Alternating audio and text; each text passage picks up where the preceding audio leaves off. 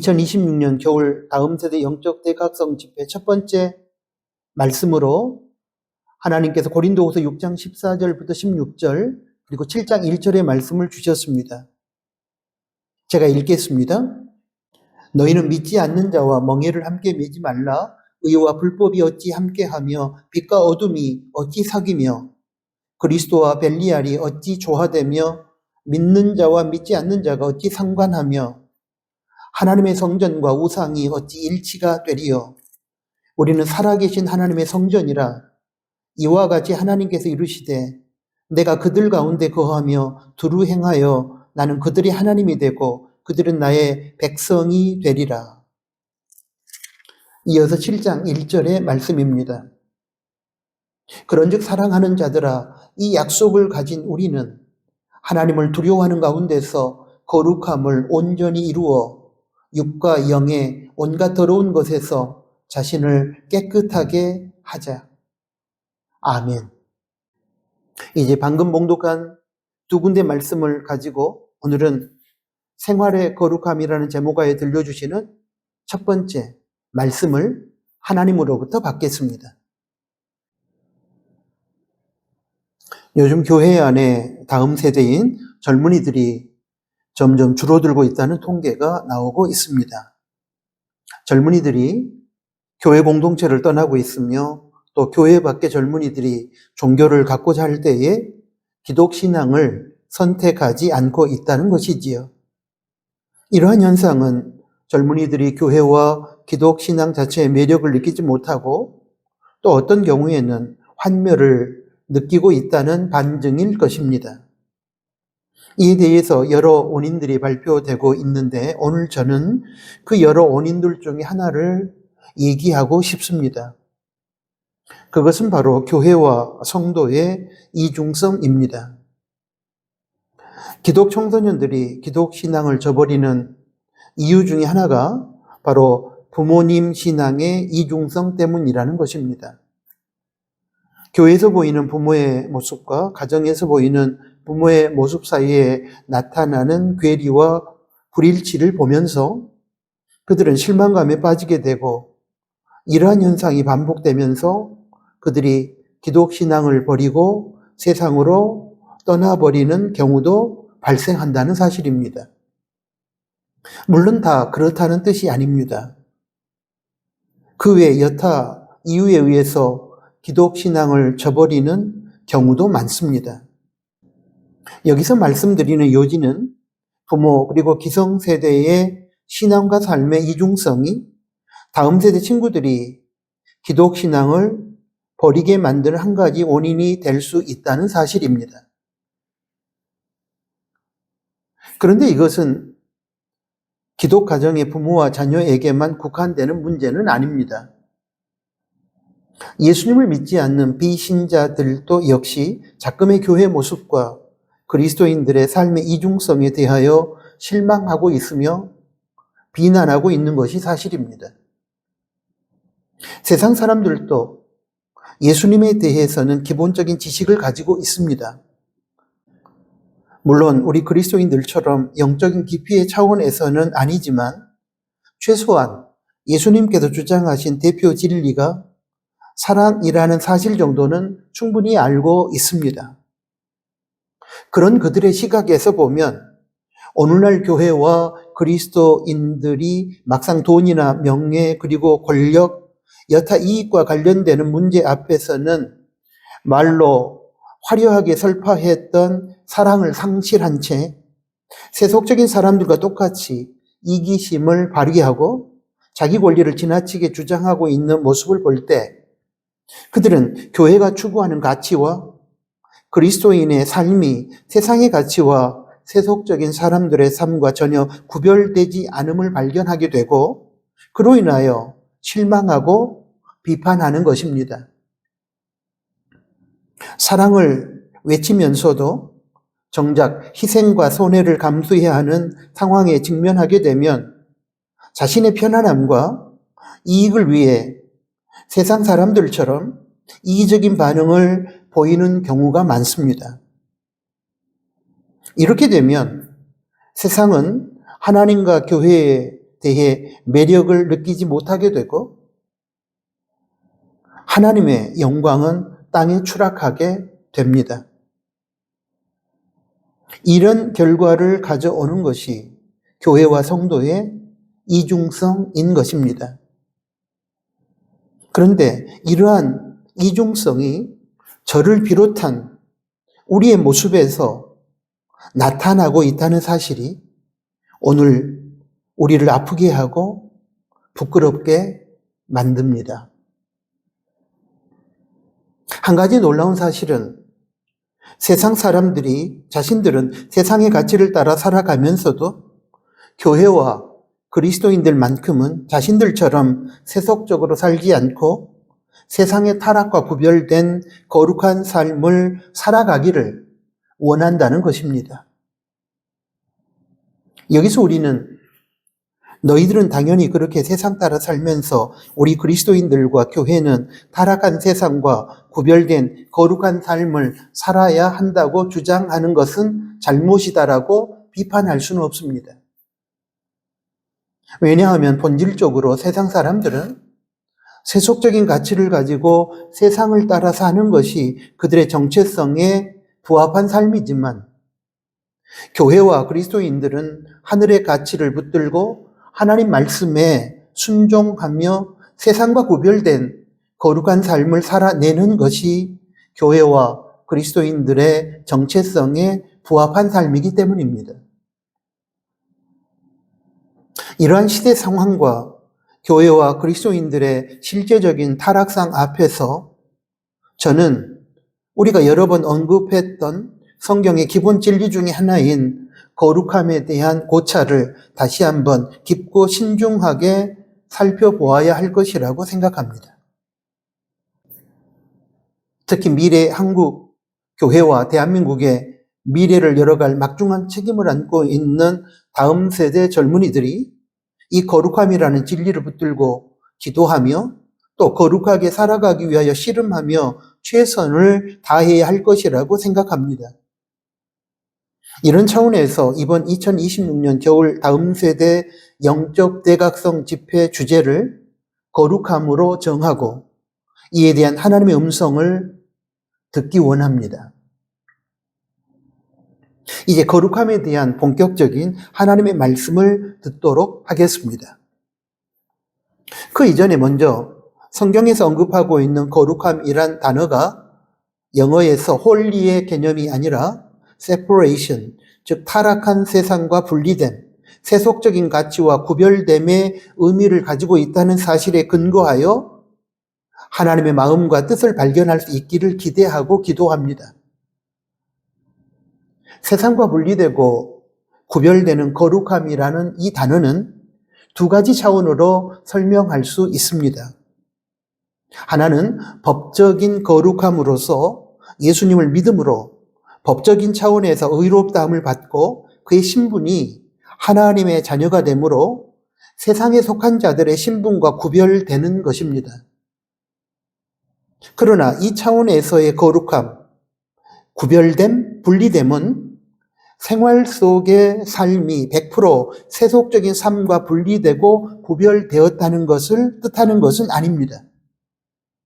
실제로 생활 현장에서 삶의 모습이 100% 세상과 구별된 거룩한 삶을 존재라는 뜻이 아니고 삶은 아직도 세상과 구별되지 않는 타락한 모습이 있지만 자신의 죄악과 연약함을 인정하고 예수님을 믿음으로 하나님의 은혜를 받아 법적인 차원에서 의롭다고 하나님으로부터 인정을 받은 존재가 되었다는 뜻입니다.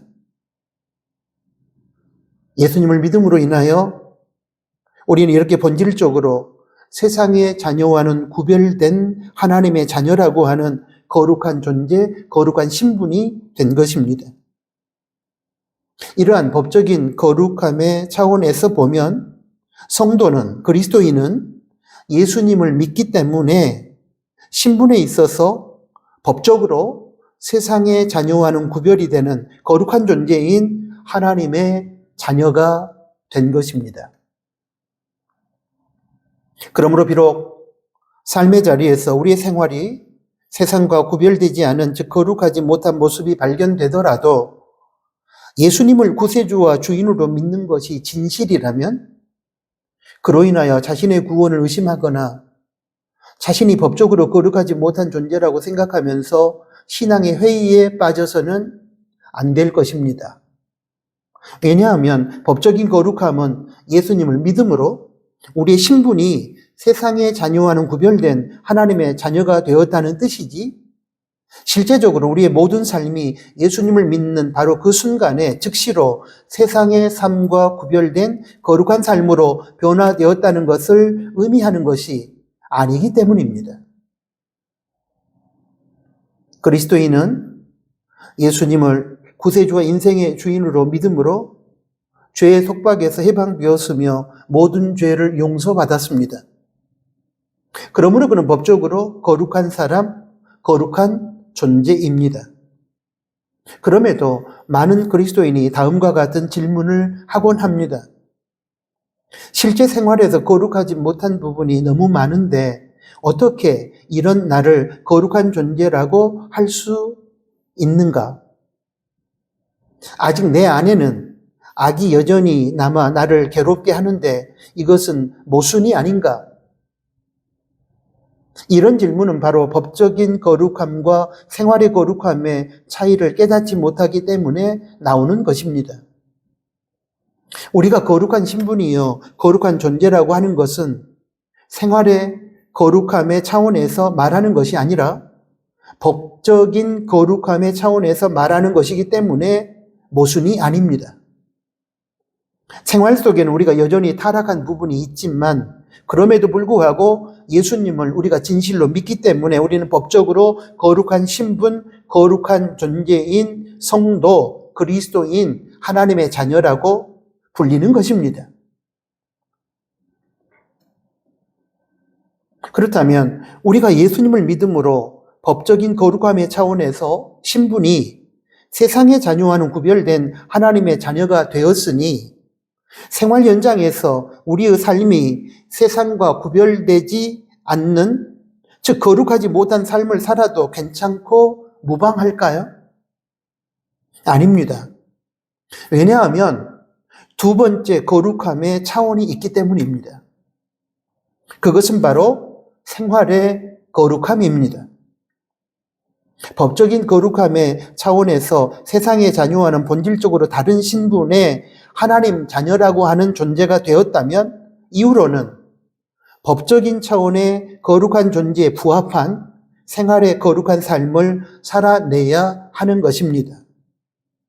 즉, 이후로 세상 사람들의 세속적인 삶과 구별이 되는 하나님의 거룩한 삶을 본받아야 한다는 것입니다. 이 내용을 이렇게 정리해도 무방할 것입니다. 우리는 구원받기 위해 세상에서 선을 행하고 생활의 거룩함을 추구하는 것이 아닙니다.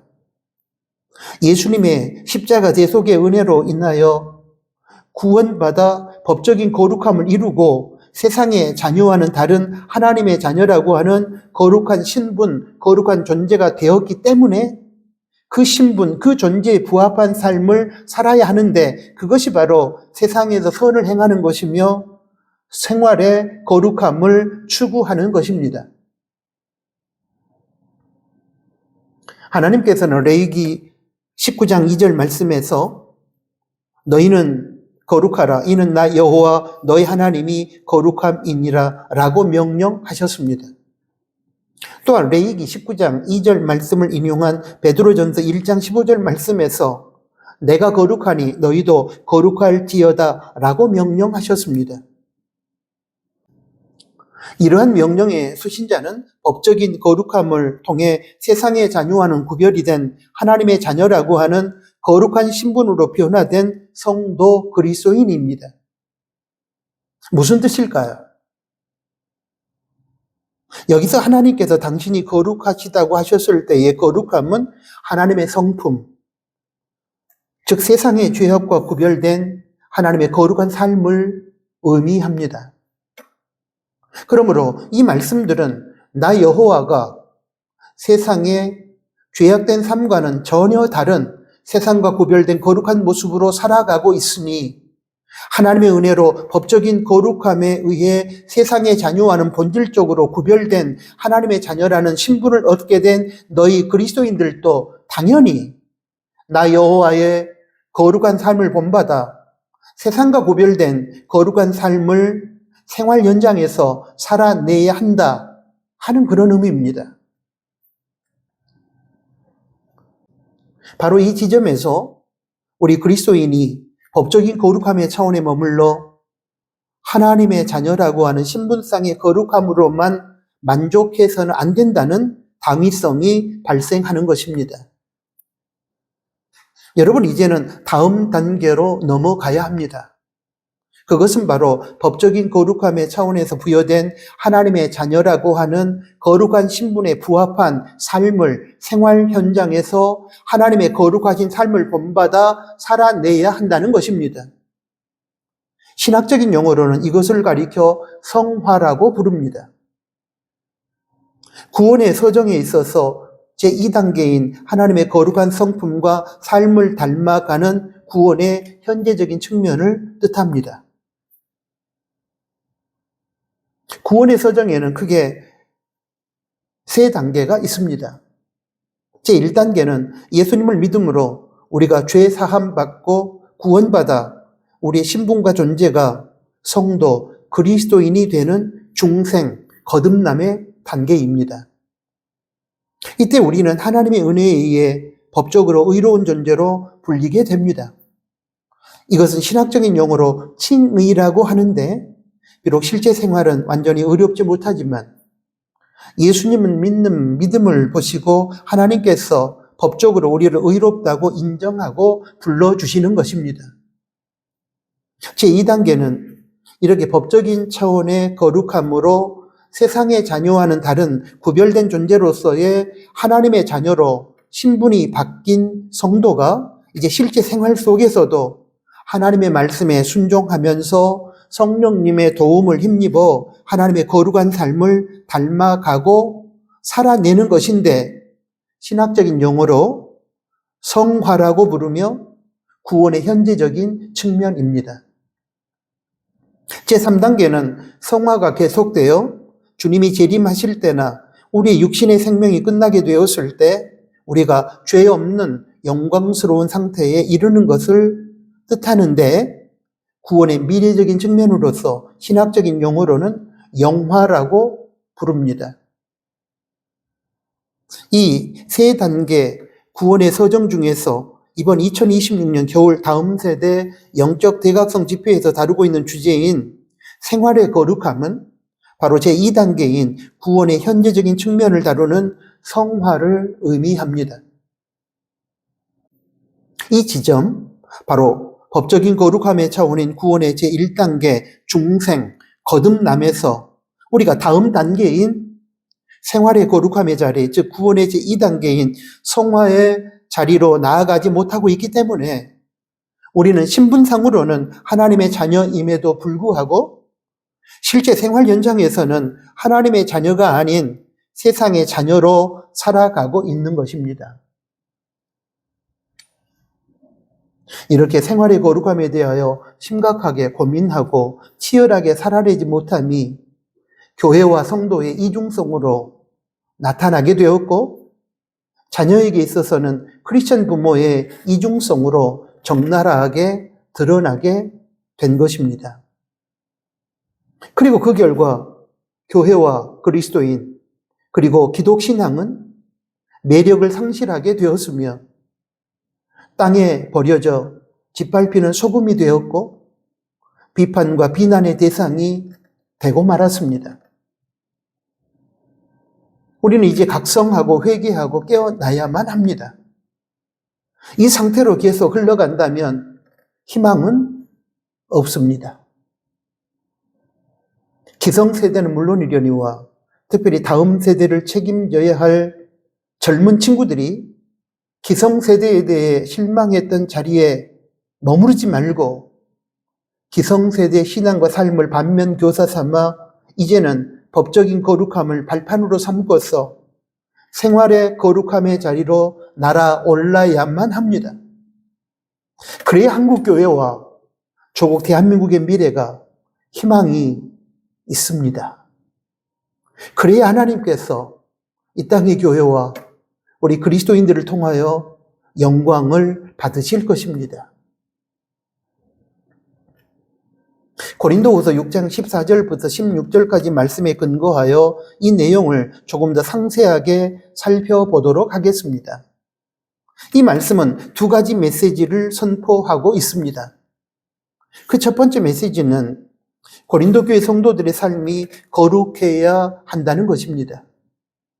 이것은 14절에 어찌 함께하며 15절에 어찌 조화되며 역시 15절에 어찌 상관하며 16절에 어찌 일치가 되리요 라는 말에서 세상의 삶과는 구별된 거룩한 삶을 살아야 한다는 메시지가 두드러지게 나타나고 있습니다. 바울은 고린도 교회의 성도들이 하나님의 자녀로서 그 거룩한 신분에 부합한 삶, 즉 세속적인 사람들의 삶과는 구별된 거룩한 삶을 살아야 한다는 점을 강조하고 있는 것입니다. 한마디로 법적인 거룩함에 의해 하나님의 자녀라고 하는 거룩한 신분이 되었다면 그 신분에 부합하게 세속적인 사람들의 삶과는 무엇이 달라도 달라야 한다는 것입니다. 두 번째 메시지는 고린도 교회 성도들이 왜 거룩하게 살아야 하는지에 대한 것입니다.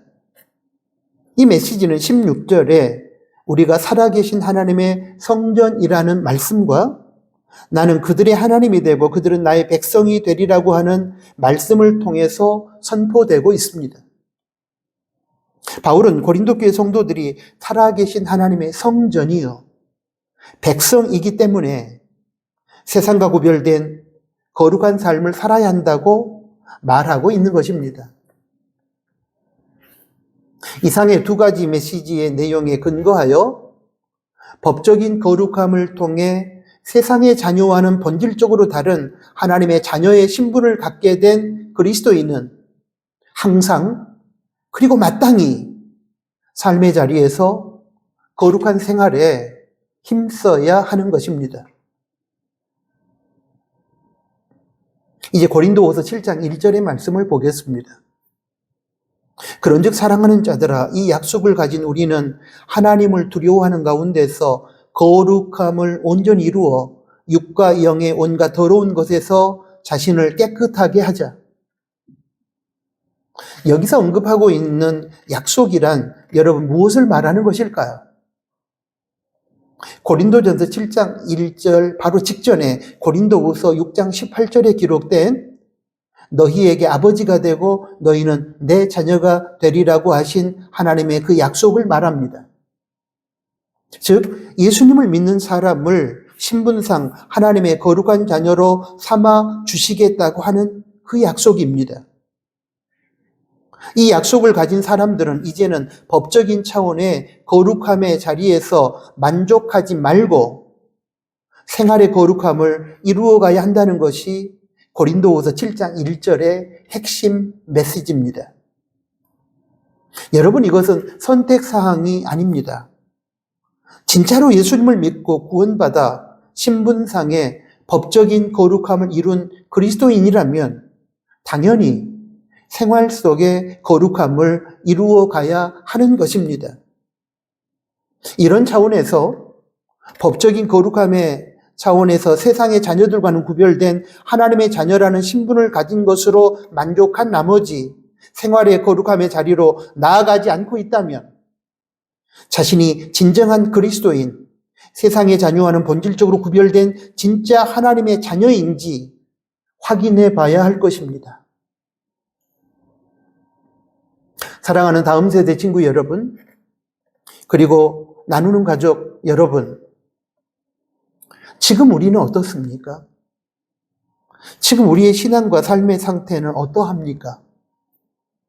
예수님을 진짜로 믿어 중생하고 법적인 거룩함의 차원에서 세상의 자녀와는 본질적으로 다른 거룩한 신분을 소유한 하나님의 자녀가 맞습니까? 그렇다면 이제는 다음 단계인 성화, 즉 생활의 거룩함으로 나아가야 하지 않겠습니까?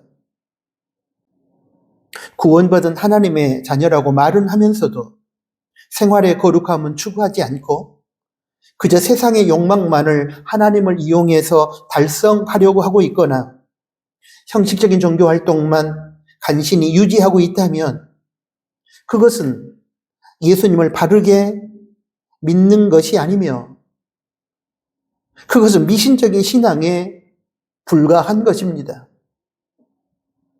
자금의 한국교회가 바로 이 상태에 머물러 있기 때문에 세상에 대한 선한 영향력을 상실하게 되었고 세상으로부터 욕을 먹고 비판과 비난을 받는 것이 아니겠습니까?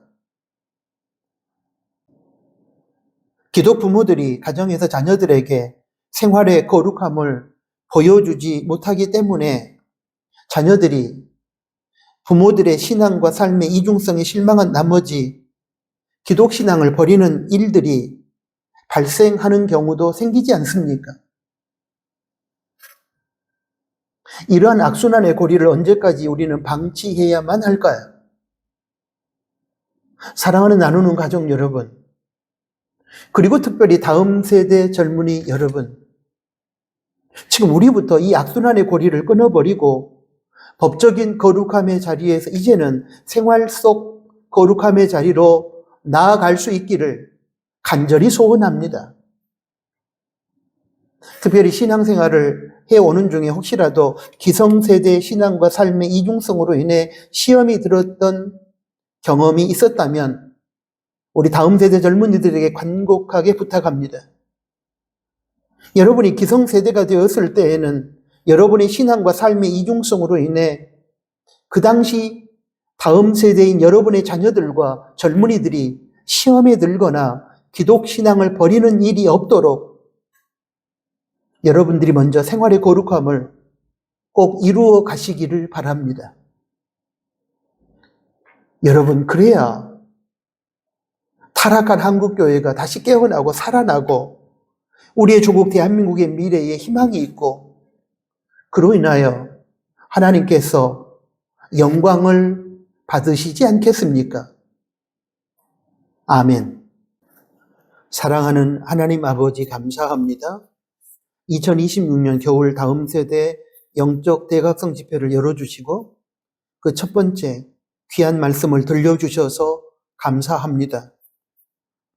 자금의 한국교회 타락의 양상을 보이며 젊은이들이 떠나가고 있으며 세상 사람들로부터 비난을 받고 있는 안타까운 현실에 직면해 있습니다.